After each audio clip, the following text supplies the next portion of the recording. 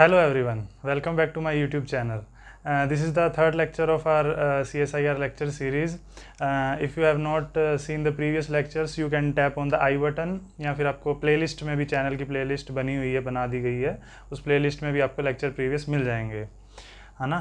तो हम last lecture में जो है लिपिड्स के बारे में स्टडी किया था हमने। लिपिड्स कितने टाइप के होते हैं, फॉस्फोलिपिड, ग्लाइकोलिपिड, स्टीरोल्स, है ना, उनके सब पार्ट्स देखे थे हमने उनके। And permeability of plasma membrane देखा था।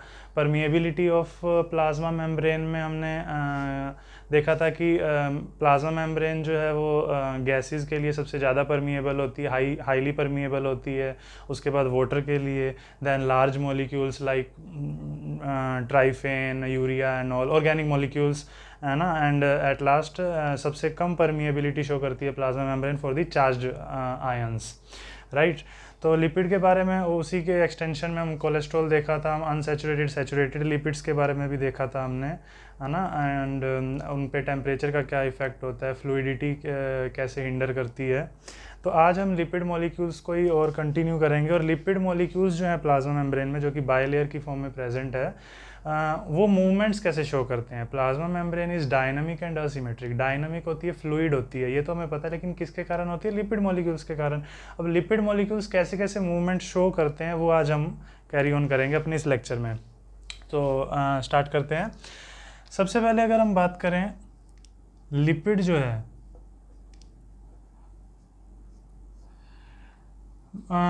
लिपिड को अगर कैटेगराइज किया जाए कि कितने टाइप की मूवमेंट्स लिपिड शो करता है, लिपिड मॉलिक्यूल्स जो होते हैं, तो 3 टाइप की मूवमेंट मेजर जो है शो करते हैं। कौन कौन सी? एक तो लेटरल डिफ्यूजन, ठीक है। एक तो ये मूवमेंट शो करता है जो लिपिड मॉलिक्यूल्स होते हैं। लिपिड मॉलिक्यूल कैसे प्रेजेंट होते हैं पता ही है, प्लाज्मा मेम्ब्रेन में इस तरीके से बाय लेयर की फॉर्म में प्रेजेंट होते हैं lipids, bilayer of lipid molecules, right. Lateral diffusion show करता है, रोटेशनल मूवमेंट शो करता है lipid molecule, rotational. And the third one is the translocational movement. तो ये 3 टाइप की मूवमेंट्स जो है लिपिड मॉलिक्यूल शो करता है, राइट। तो इसको वन बाय वन हम देखेंगे लिपिड मॉलिक्यूल्स कैसे शो करते हैं। बेसिक अगर हम सबसे पहले पता होना चाहिए कि इनका मतलब क्या है। लेटरल डिफ्यूजन का मतलब लेटरल मूवमेंट होगा, राइट। अब जैसे लिपिड मॉलिक्यूल इस टाइप से प्रेजेंट है प्लाज्मा मेम्ब्रेन में बाय लेयर की फॉर्म में, तो लेटरल डिफ्यूजन का मतलब क्या है? ये लिपिड मॉलिक्यूल मान लीजिए यहाँ आ गया, है ना, या फिर ये वाला यहाँ चला गया, मतलब लेटरल डिफ्यूज़न हो रहा है ना। लिपिड मॉलिक्यूल्स जो है ये वाला यहाँ चला गया, ये वाला यहाँ आ गया, तो लेटरल डिफ्यूज़न हो रहा है जब प्लाज्मा मेम्ब्रेन में लिपिड मॉलिक्यूल्स का। तो इस मूवमेंट को हम लेटरल डिफ्यूज़न बोलते हैं, लेटरल मूवमेंट या फिर लेटरल डिफ्यूज़न बोल सकते हैं, है ना। सेकेंड, रोटेशनल मूवमेंट की अगर बात करें, इस टाइप से लिपिड के मॉलिक्यूल्स हैं प्रेजेंट, ये हेड है, टेल है, हेड हाइड्रोफिलिक, टेल हाइड्रोफोबिक अंदर, ठीक है। रोटेशनल मूवमेंट, नाम पता लगा है, रोटेट हो रहा है, मतलब अपनी ही एक्सिस पे रोटेट हो जाए, जब ये रोटेट हो जाए लिपिड मॉलिक्यूल तो उसे क्या कहेंगे? Rotational movement. अपनी ही एक्सिस पे रोटेट हो जाता है जब लिपिड मॉलिक्यूल, उसे रोटेशनल मूवमेंट कहते हैं, है ना। और ट्रांसलोकेशनल मूवमेंट क्या होता है? ट्रांसलोकेशनल मूवमेंट इज लाइक ये लिपिड मॉलिक्यूल्स प्लाज्मा मेम्ब्रेन में,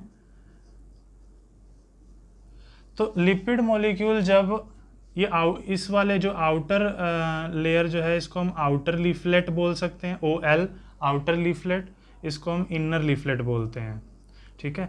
जब लिपिड मॉलिक्यूल आउटर लीफलेट से इनर में आ जाए या फिर इनर से आउटर में जाए, लिपिड मॉलिक्यूल जो है आउटर से इनर या इनर से आउटर, आउटर लीफलेट से इनर लीफलेट में आ जाए लिपिड का मॉलिक्यूल, या फिर लिपिड जो है इनर लीफलेट से आउटर लीफलेट में मूव करे, तो इस मूवमेंट को ट्रांसलोकेशनल मूवमेंट बोलते हैं, ठीक है। तो ये 3 टाइप का मेजर मूवमेंट होता है जो कि शो करता है लिपिड मॉलिक्यूल। अब इसको थोड़ा सा और डिटेल में पढ़ लेते हैं। लेटरल डिफ्यूजन मतलब जब लिपिड मॉलिक्यूल्स का लेटरल डिफ्यूजन हो रहा है। रोटेशनल मूवमेंट जब एक ही एक्सिस पे रोटेट कर रहा है। ट्रांसलोकेशनल मूवमेंट जब आउटर लीफलेट से इनर लीफलेट या फिर इनर लीफलेट से आउटर लीफलेट में मूवमेंट हो रहा है लिपिड मॉलिक्यूल का, तो उसे ट्रांसलोकेशनल मूवमेंट बोलते हैं। ठीक है, तो ये इतना समझ में आ गया। अब इनको थोड़ा सा और पढ़ लेते हैं, इनमें क्या क्या जो कि इम्पोर्टेंट है।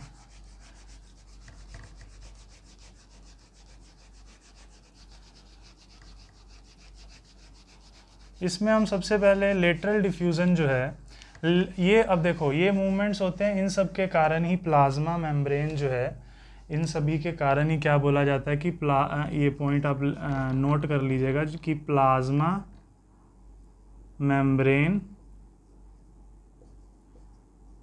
Is dynamic. Plasma membrane dynamic होती हैं, नॉट स्टैटिक। राइट, मतलब मूवमेंट्स इसमें होते रहती है, किसकी? लिपिड मॉलिक्यूल्स की, प्लाज्मा मेम्ब्रेन में। राइट, तो अब लेटरल डिफ्यूज़न होता है, रोटेशनल होता है, एंड उसके अलावा ट्रांसलोकेशनल मूवमेंट होता है। तो ये होता है, लेकिन हमें पता कैसे लगता है ये होता है ना? ये तो मैंने बोल दिया, ऐसे मेरे बोलने से थोड़ी होता है।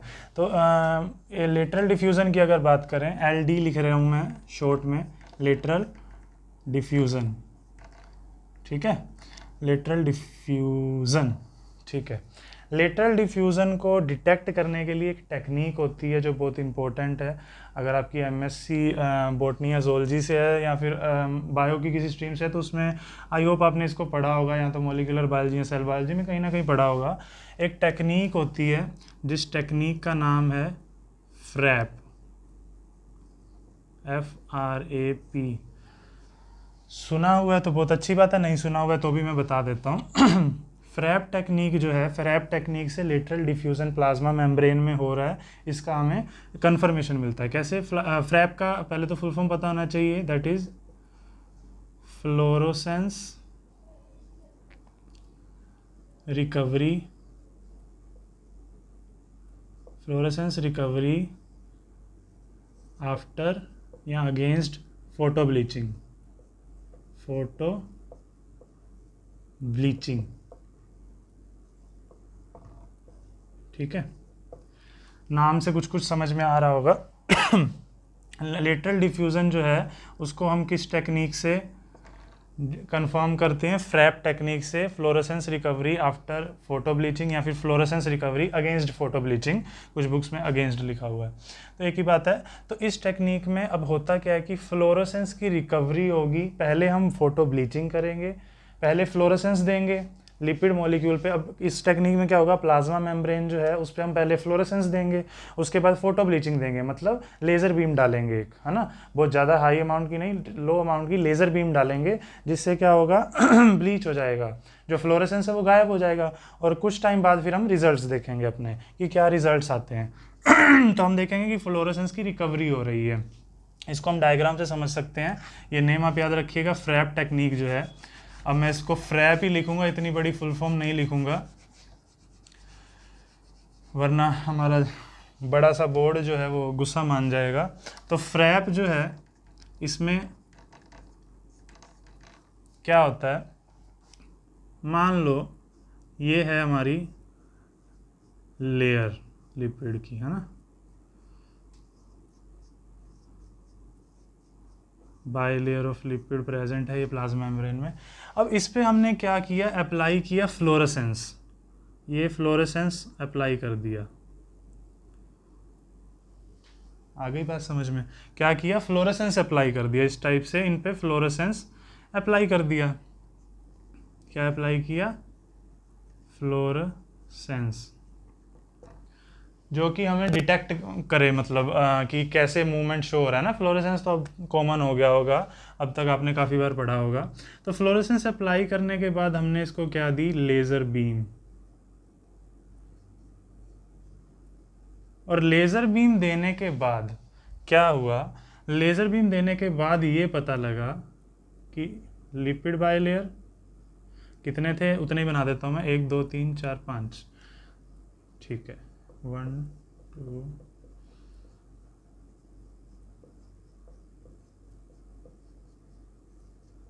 ठीक है। तो इसको देने के बाद, लेज़र बीम देने के बाद क्या पता लगा, यहाँ पे फ्लोरेसेंस है, फ्लोरेसेंस है,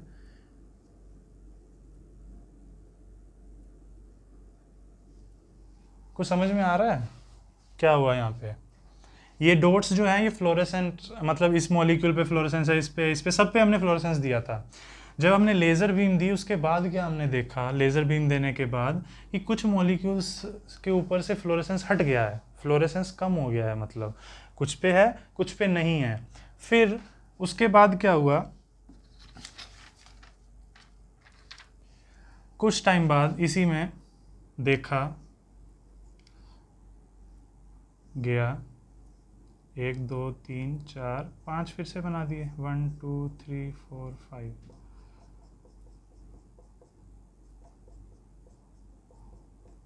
ठीक है, देखते जाइए, डायग्राम को अच्छे से देखिएगा। ये डॉट आई होप दिख रहा होगा आपको, ये सारे फ्लोरेसेंस दिखाने की कोशिश है।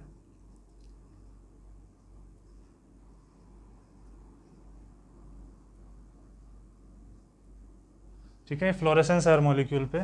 कुछ टाइम लेज़र बीम देने के बाद क्या हुआ, फोटो ब्लीचिंग हो गई। ये मतलब क्या होगा, गायब हो गए ना, तो इसको हम, इसी को हम क्या बोलते हैं, फोटो ब्लीचिंग। मतलब लाइट दी थी लेज़र बीम और क्या हो गया, ब्लीच हो गया, साफ हो गया, फोटो ब्लीचिंग हो गई। लेकिन कुछ टाइम बाद क्या हुआ, देखने को मिला, अब देखते जाइए,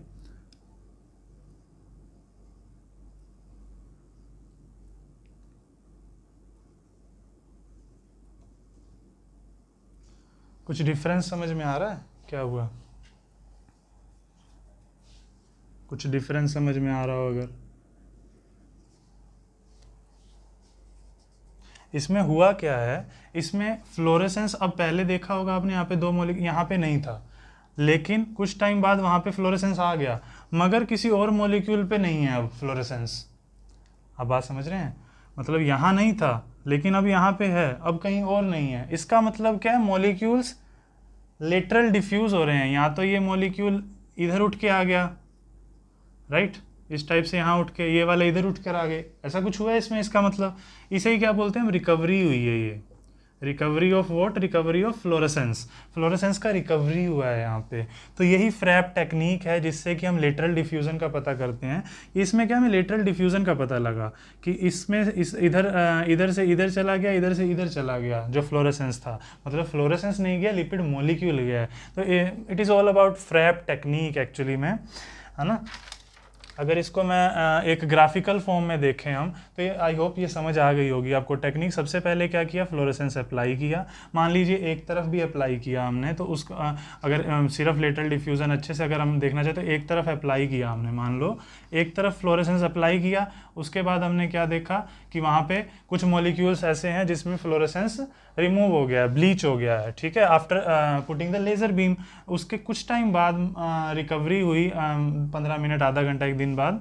तो उसके बाद देखा गया कि जो पहले जहाँ पे ब्लीचिंग हुआ था वहाँ पे फ्लोरेसेंस दोबारा से रिकवर हो गया, बट कुछ और मॉलिक्यूल्स जो हैं वहाँ पे फ्लोरेसेंस नहीं है दिस टाइम, है ना। तो इसको ही क्या बोलते हैं, FRAP technique, that is the fluorescence against photobleaching, fluorescence recovery against photobleaching. That is the all about the technique जो कि हमें किसको डिफाइन करती है, कंफर्म करती है, lateral diffusion of the lipid molecule in the plasma membrane. अब इसी को ग्राफिकल फॉर्म में अगर हम देखें तो हुआ क्या है यहाँ पे फ्रैप टेक्निक में,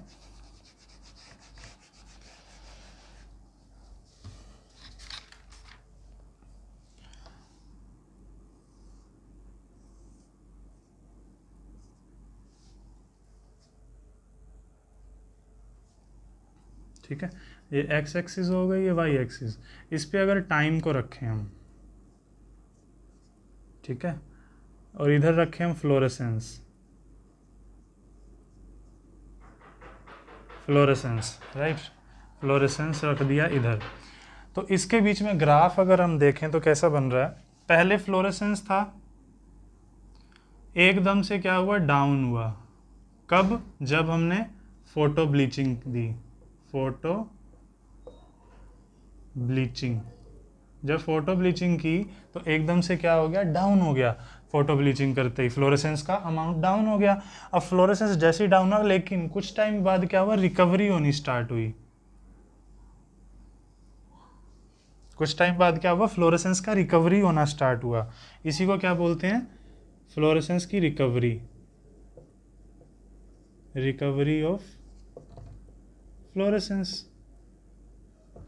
ठीक है, तो लेकिन आप ये देख रहे होंगे रिकवरी हुई है लेकिन इनिशियल लेवल जितना नहीं हुआ है। जैसे कि हमने देखा था रिकवरी हुई लेकिन जितना पहले फ्लोरेसेंस था उतना नहीं आया, बट रिकवरी हुई फ्लोरेसेंस की। तो ग्राफिकल फॉर्म में रिप्रेजेंटेशन हम इस तरीके से फ्रैप टेक्निक का कर सकते हैं कि सबसे पहले फ्लोरेसेंस था, फोटो ब्लीचिंग हुआ तो डिक्लाइन हो गया, विद पासेज ऑफ टाइम, जैसे टाइम निकला तो रिकवरी होना स्टार्ट हुई फ्लोरेसेंस की, एक up to the limit, right. उसके बाद सैचुरेशन हो गया, बट इनिशियल लेवल तक नहीं हुआ, उससे जो है वो थोड़ा डाउन रहा, इससे नीचे रहा थोड़ा सा। ठीक है, तो ये ग्राफिकल रिप्रेजेंटेशन है फ्रैप टेक्निक का। आई होप आप सबको समझ में आ गया होगा ये टेक्निक। अब आगे चलते हैं। अगर आपको फ्रैप अच्छे से अच्छा लग गया हो तो अब हम देख लेते हैं रोटेशनल मूवमेंट में कुछ खास नहीं है। रोटेशनल आपको समझा दिया है मैंने कि एक ही एक्सिस पर, जब एक ही एक्सिस पर रोटेट करे लिपिड मॉलिक्यूल तो उसे रोटेशनल मूवमेंट बोलते हैं। अब आगे हम देख लेते हैं ट्रांसलोकेशनल मूवमेंट। ठीक है, कौन सी movement, translocational, translocational movement. Translocational movement जो है वो क्या होती है with the help of, by translocators होती है, ट्रांसलोकेटर्स। ट्रांसलोकेटर्स क्या है, एक टाइप के प्रोटीन्स ही हैं ये। ठीक है, तो ट्रांसलोकेटर्स के हेल्प से होता है ट्रांसलोकेशनल मूवमेंट। अब ये ट्रांसलोकेटर्स भी जो हैं वो ब्रॉडली क्लासिफाइड हैं 3 टाइप के, फ्लिप, फ्लो और third one is the scramblase, scramblase, SCRAMBALASE। तो ये 3 टाइप के जो हैं ट्रांसलोकेटर्स हैं जो कि ट्रांसलोकेशनल मूवमेंट शो करते हैं। ठीक है, अब वन बाय वन देखेंगे हम किस टाइप की ट्रांसलोकेशनल मूवमेंट शो करते हैं ये। ठीक है, ये तीनों टाइप के ट्रांसलोकेटर समझ में आ गए, ये ट्रांसलोकेशनल मूवमेंट को शो करेंगे। अब देखो, सबसे पहले इतना क्लियर होना चाहिए कि ये जो प्लाज्मा मेम्ब्रेन है इसमें हम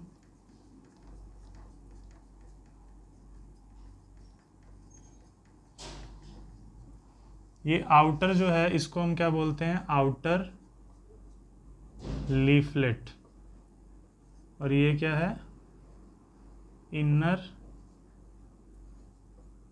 लीफलेट। ठीक है, इनर लीफलेट और आउटर लीफलेट इसको बोलते हैं। आउटर लेयर को आउटर लीफलेट, और लिपिड बायलेयर की जो होती है, और इनर वाली को इनर लीफलेट। ठीक है, इतना समझ में आ गया। अब देखिए वन बाय वन हम इसमें देखेंगे। सबसे पहले फ्लिप ट्रांसलोकेटर जो होता है। फ्लिप ट्रांसलोकेटर क्या होता है, फ्लिप ट्रांसलोकेटर की अगर हम बात करें तो फ्लिप वाला क्या करेगा, ये प्रोटीन है,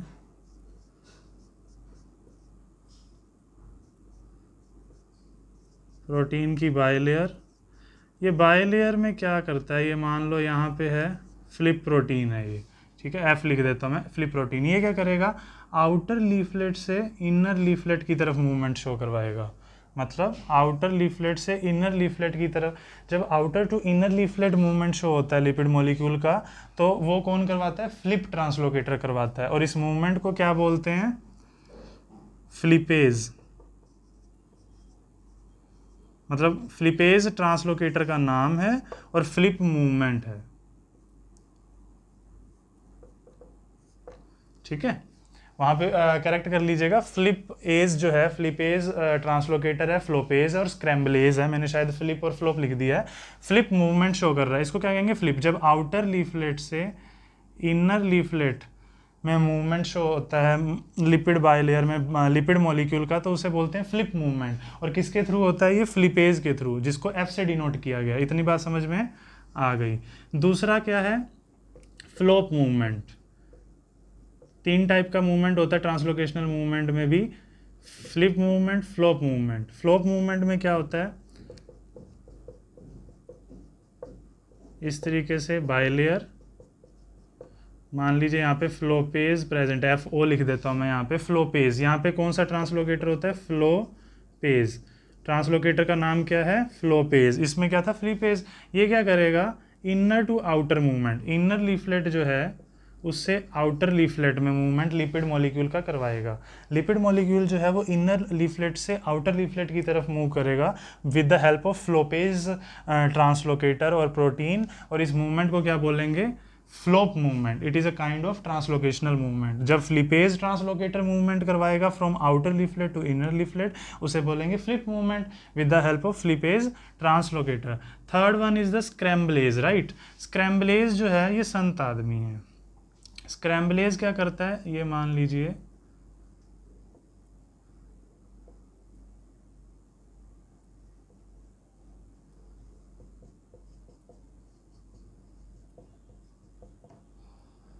तो स्क्रैम्बलेज अगर प्रेजेंट है, मान लीजिए ऐसे लिख देता हूं मैं, तो स्क्रैम्बलेज क्या करता है? आउटर टू इनर मूवमेंट भी करवाता है और इनर टू आउटर मूवमेंट भी करवाता है।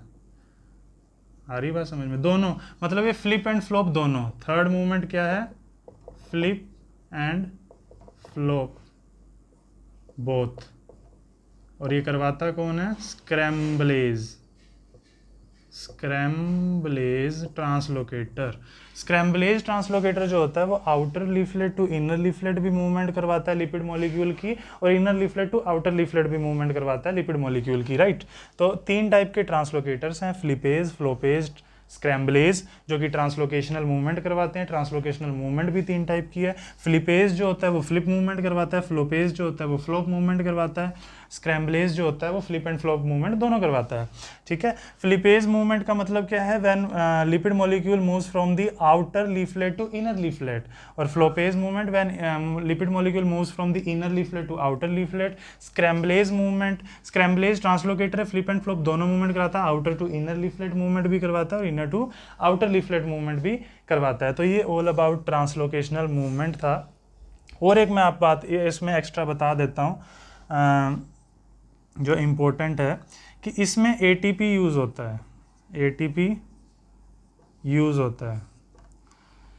जो फ्लिपेज होता है वो ATP यूज़ करता है, ठीक है, जबकि ये भी ATP यूज़ करेगा, बट यहाँ पे नो ATP यूज़। ये संत है, मैंने कहा था ना ये संत आदमी है। जो स्क्रैम्बलेज ट्रांसलोकेटर होता है किसी भी टाइप का ATP यूज़ नहीं करता है, एनर्जी डिपेंडेंट नहीं होता है, ये ATP यूज़ नहीं करता। फ्लॉप मूवमेंट और फ्लिप मूवमेंट में ATP का यूटिलाइजेशन होता है। मतलब फ्लिपेज और फ्लोपेज मूवमेंट जो फ्लोपेज ट्रांसलोकेटर्स हैं ये दोनों, ये ATP का यूज़ करके इस टाइप का मूवमेंट करवाते हैं, जबकि स्क्रैम्बलेज ट्रांसलोकेटर जो है वो without utilising any ATP flip and flop movement दोनों टाइप का मूवमेंट करवा देते हैं, राइट। तो इतना समझ में आ गया है। इसको मैं रब कर देता हूँ, अगर आपको अच्छे समझ में आ गया होगा एकदम से इसको रिवाइज कर लीजिएगा। तो ये फ्लिप फ्लॉप मूवमेंट हो गया ट्रांसलोकेशनल मूवमेंट में।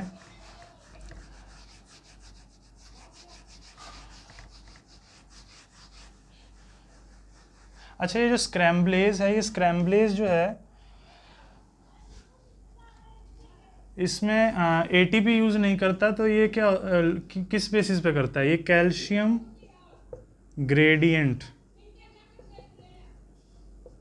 डिपेंड होता है, डिपेंड्स ऑन कैल्शियम ग्रेडियंट। तो कैल्शियम ग्रेडियंट के ऊपर डिपेंड होता है। कैल्शियम ग्रेडियंट के बेसिस पे क्या करता है? ये फ्लिप एंड फ्लॉप मूवमेंट करवाता है स्क्रैम्बलेज, जो स्क्रैम्बलेज ट्रांसलोकेटर है। एम आई राइट? इतना आई गेस समझ में अच्छे से आ गया होगा आपको। तो आगे बढ़ते हैं। लिपिड मॉलिक्यूल्स की हमने पढ़ ली, मूवमेंट्स। अब आगे चलते हैं। फ्रैप, तो आज हमने अभी क्या देखा? अभी तक फ्रैप टेक्निक देख लिया है ना, जो कि लेटरल डिफ्यूज़न है। लेटरल डिफ्यूज़न मूवमेंट होता है, उसके अलावा जो है रोटेशनल मूवमेंट होता है, ट्रांसलोकेशनल मूवमेंट होता है। ट्रांसलोकेशनल मूवमेंट भी फ्लिप मूवमेंट फ्लॉप मूवमेंट हो सकता है, या फ्लिप फ्लॉप दोनों हो सकता है।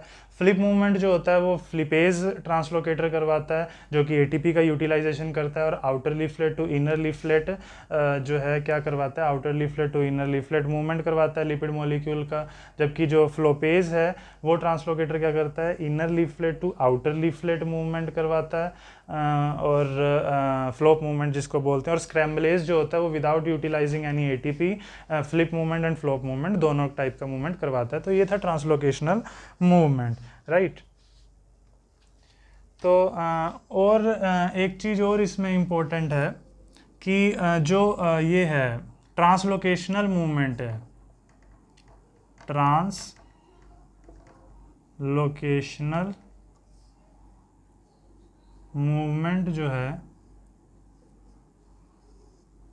ट्रांसलोकेशनल मूवमेंट जो है ये थर्मोडायनामिकली स्टेबल नहीं है, थर्मोडायनामिकली स्टेबल नहीं है, थर्मोडायनामिकली स्टेबल नहीं है, या फिर कह दूं कि थर्मोडायनामिकली अनस्टेबल। ठीक है, थर्मोडायनामिकली अनस्टेबल ये है ट्रांसलोकेशनल मूवमेंट जो है। कैसे, आप भी इस बेसिक सी बात है, देखो ये जो है प्लाज्मा मेम्ब्रेन में लिपिड मॉलिक्यूल्स प्रेजेंट हैं, राइट।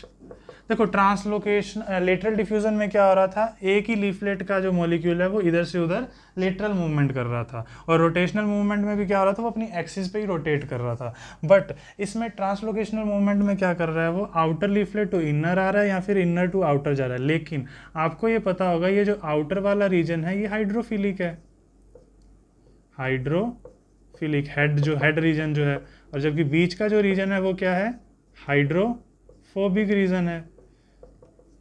तो ये हाइड्रोफिलिक रीजन को, हाइड्रोफिलिक हेड्स जो हैं इनको हाइड्रोफोबिक रीजन को क्रॉस करके आना पड़ रहा है, तो इसलिए थर्मोडायनामिकली अनस्टेबल मूवमेंट होती है लिपिड मॉलिक्यूल्स की, राइट। तो ये एक समझाने की चीज़ थी जो आपको बेसिक क्लैरिटी देता है कि थर्मोडायनामिकली अनस्टेबल प्रोसेस है एक। तो यहाँ पे मूवमेंट्स, हम लिपिड्स की मूवमेंट्स कंप्लीट हो जाती हैं, कितने टाइप के मूवमेंट्स एंड ऑल, ये सब कंप्लीट हो गया हमारा। अब एक और टर्म आती है हमारे पास, लिपिड राफ्ट,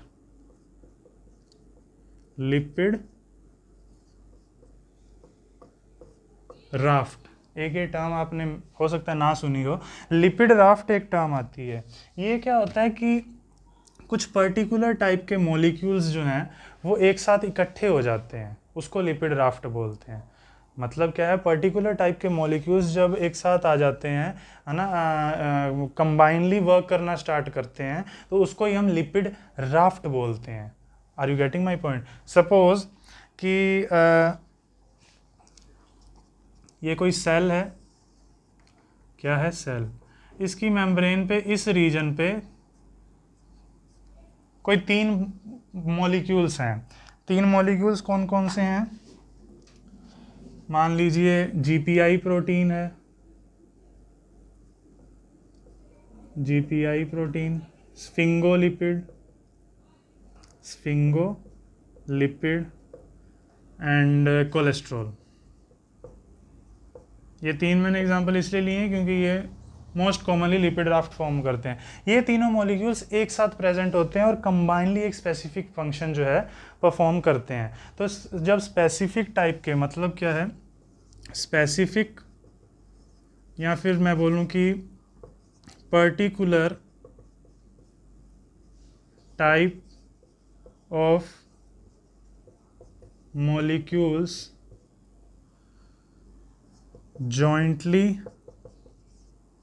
वर्क, एक साथ जब वर्क करते हैं पर्टिकुलर टाइप ऑफ मॉलिक्यूल्स, तो उसे ही क्या बोलते हैं, लिपिड राफ्ट बोलते हैं। ठीक है, और लिपिड राफ्ट जो है, इसके फंक्शन की बात करें तो इसके कुछ इंपॉर्टेंट फंक्शंस देखें तो ये सेल सिग्नलिंग में हेल्प करता है। लिपिड राफ्ट जो होते हैं, लिपिड राफ्ट मतलब पर्टिकुलर टाइप ऑफ मॉलिक्यूल का ग्रुप, है ना। तो इसको हम इसलिए लिपिड राफ्ट का दूसरा नाम एक और है माइक्रो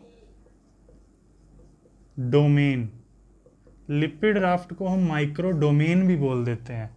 ठीक है। और इसमें इंपॉर्टेंट फंक्शंस की अगर बात करें लिपिड ड्राफ्ट्स के माइक्रो डोमेन के इंपॉर्टेंट फंक्शंस, तो ये सेल सिग्नलिंग में मेजर रोल प्ले करता है, सेल सिग्नलिंग एंड और हम एंडोसाइटोसिस,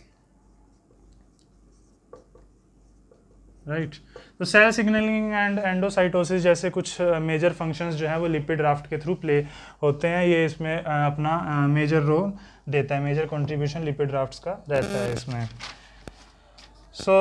आगे अब आगे बढ़ते हैं। इतना आई गेस समझ में आ गया होगा।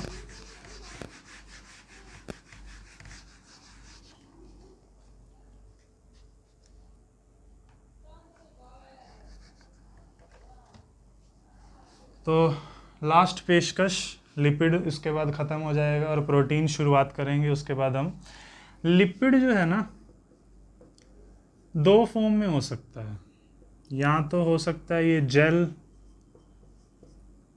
जेल की फॉर्म में हो, या फिर हो सकता है ये लिक्विड फॉर्म में हो।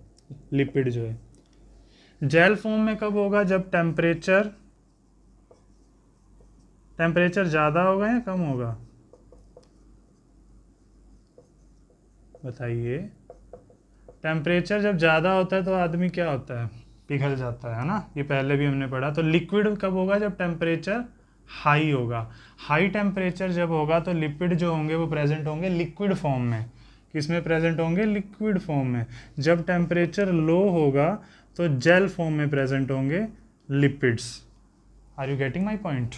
जब जेल फॉर्म में होंगे तो, और जब ये लो टेम्परेचर से हाई टेम्परेचर हो रहा होगा तो एक टेम्परेचर ऐसा आएगा जिसपे जेल फॉर्म कन्वर्ट हो जाएगा लिक्विड फॉर्म में, या फिर इसी का वाइस वर्सा भी कह सकता हूं मैं कि लिक्विड फॉर्म जो है वो कन्वर्ट हो जाएगा जेल फॉर्म में। टेम्परेचर डिफरेंस आएगा एक, है ना। तो उसको हम क्या बोलते हैं, ट्रांजिशन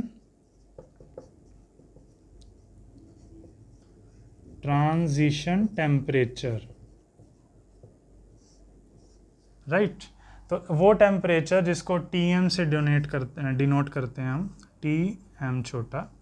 तो ट्रांजिशन टेम्परेचर होता है जब लिक्विड फॉर्म कन्वर्ट होता है जेल फॉर्म में, और जेल फॉर्म कन्वर्ट हो जाता है लिक्विड फॉर्म में। टेम्परेचर हाई होगा तो लिपिड जो है वो लिक्विड फॉर्म में प्रेजेंट होगा, और अगर लो होगा तो जेल फॉर्म में प्रेजेंट होगा जो लिपिड है। Are you getting my point. इसको अगर हम ग्राफिकली रिप्रेजेंट कर सकते हैं,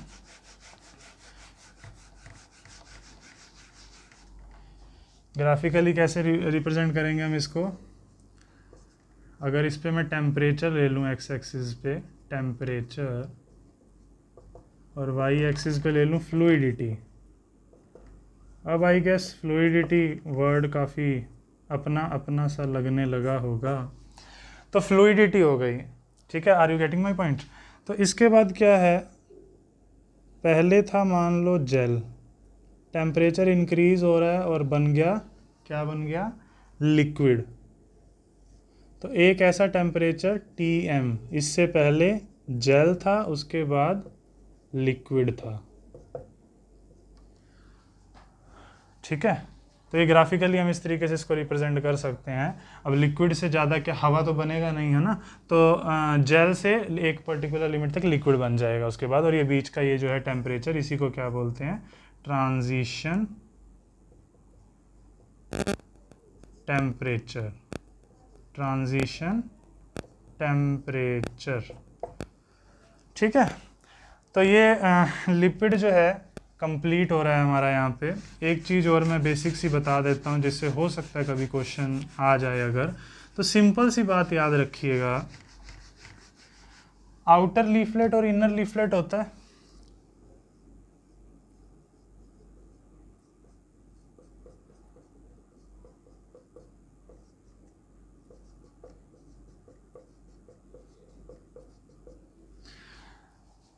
ये याद रखिएगा। जो आउटर लीफलेट होता है ना, जो जितने भी कोलिन वाले होते हैं कंपाउंड्स, मेजर दो ही होते हैं। कोलिन जो होता है, जिनमें कोलिन वाले जो लिपिड्स होते हैं। कोलिन में कौन कौन आता है, अब अगर आपको याद हो तो फोस्फेटिडाइल कोलिन हमने स्टडी किया था, राइट। फोस्फेटिडाइल कोलिन, स्फिंगोमाइलिन, स्फिंगोमाइलिन में भी मैंने आपको बताया था कि उसमें भी क्या होता है, कोलिन ही प्रेजेंट होता है। तो वो दोनों कौन से, फोस्फेटिडाइल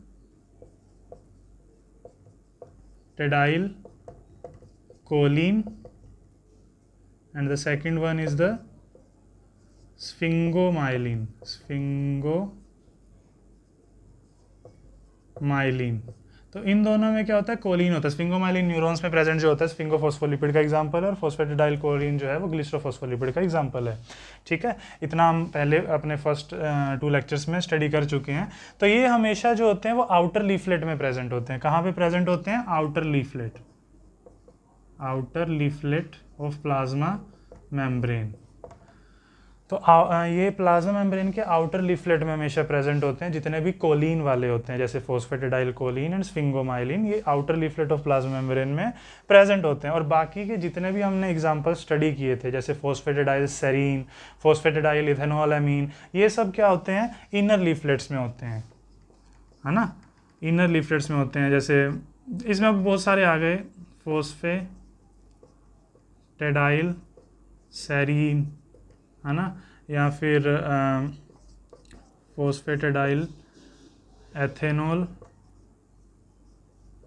एमीन। तो ये सब inner leaflet of plasma membrane में जनरली प्रेजेंट होते हैं। ओके, अगर हम बात करें इसमें इतना समझ में आ गया, आउटर लीफलेट में जहाँ पे कोलिन वाले, phosphatidyl choline and sphingomyelin plasma membrane की आउटर लीफलेट पे प्रेजेंट होते हैं, जबकि बाकी के जितने भी मॉलिक्यूल्स हमने लिपिड मॉलिक्यूल स्टडी किए हैं वो मोस्टली जो होते हैं वो इनर लीफलेट पे प्रेजेंट होते हैं। ठीक है, और जैसे इसमें क्या है, अगर इनर लीफलेट का मान लीजिए फोस्फेटिडाइल सेरीन की अगर बात करें किसी और मॉलिक्यूल की, स्पेशली फोस्फेटिडाइल सेरीन जो है वो इनर लीफलेट में होता है। अगर वो इनर लीफलेट से आउटर लीफलेट में मान लीजिए चला गया, है ना, ये फोस्फेटिडाइल सेरीन इनर लीफलेट में होता है, ये इनर लीफलेट से कहाँ चला गया, आउटर लीफलेट में चला गया, तो इससे क्या हो जाता है, एपोप्टोसिस हो जाता है। एपोप्टोसिस मतलब, एपोप्टोसिस का मतलब क्या है, सेल डेथ। ठीक है, अगर फोस्फेटिडाइल सेरीन जो कि इनर लीफलेट में प्रेजेंट होता है जनरली, वो अगर आउटर लीफलेट में चला गया तो क्या हो जाएगा, सेल डेथ हो जाएगा, दैट इज़ द एपोप्टोसिस। इसको हम बहुत ज़्यादा इलेबोरेटिव वे में इलेबोरेट करके स्टडी करेंगे यूनिट 4 में, सेल सिग्नलिंग जो या cell communication cell signalling unit जो यूनिट 4 है उसमें ये टॉपिक हमारा आएगा, फोस्फेटिडाइल सेरीन कैसे एपोप्टोसिस करता है। तो यहाँ पे लिपिड का जो है हम कंप्लीट हो गया है लिपिड आज। आई होप आप सबको समझ आ गया होगा अच्छे से। आप रेगुलरली लेक्चर्स देखते रहिए एंड तभी आपको होगा, वरना ज़्यादा अगर कंटेंट इकट्ठा हो जाएगा तो एकदम से आपसे सब लेक्चर्स हो नहीं पाएंगे। हमारी कोशिश रहेगी नवंबर लास्ट तक कंप्लीट सिलेबस को हम कर सकें और प्रैक्टिस सेशंस भी साथ साथ में चला सकें जब हमारी 1-2 यूनिट्स हो जाएंगी, राइट। तो नेक्स्ट लेक्चर में हम अपने प्रोटीन्स को स्टार्ट करेंगे, प्रोटीन्स एंड कार्बोहाइड्रेट्स को फिनिश करने की कोशिश करेंगे। प्रोटीन्स में बहुत ज़्यादा हमें नहीं करना, लिपिड में से काफ़ी ज़्यादा क्वेश्चंस आ रहे हैं एग्ज़ाम्स में, डीबीटी, CSIR, गेट वगैरह के एग्ज़ाम्स में और IISc के एग्ज़ाम्स में भी क्वेश्चंस आ रहे हैं, इसलिए लिपिड का ज़्यादा हमने एक्सटेंड कर दिया। और ये सब इम्पोर्टेंट पॉइंट्स हैं, टॉपिक्स हैं, एक एक पॉइंट से क्वेश्चन आए हुए हैं, इसीलिए ये पॉइंट ऐड किए गए हैं, है ना। तो अगर आपको अच्छे से समझ आ रहा हो तो लाइक कीजिएगा वीडियो को और बने रहिए, देखते रहिएगा। रेगुलरली लेक्चर्स देखते रहेंगे तो आपका सिलेबस हो जाएगा, और नोट्स अपने बनाते रहिएगा। अपनी हैंड राइटिंग में जो नोट्स होते हैं समझ वो ही आएंगे लास्ट मोमेंट पे। तो थैंक यू सो मच।